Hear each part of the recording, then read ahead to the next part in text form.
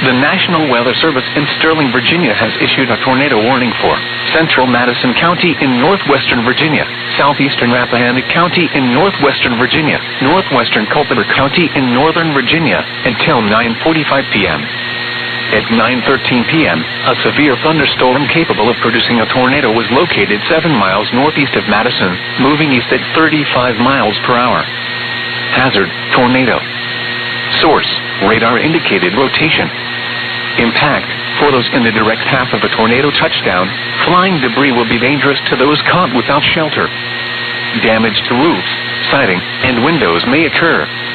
Mobile homes may be damaged or destroyed. Tree damage is likely.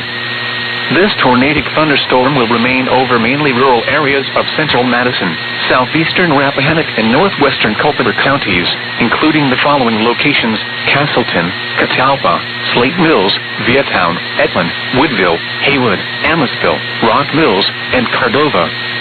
Take cover now. Move to a basement or an interior room on the lowest floor of a sturdy building. Avoid windows. If you are outdoors, in a mobile home, or in a vehicle, move to the closest substantial shelter and protect yourself from flying debris.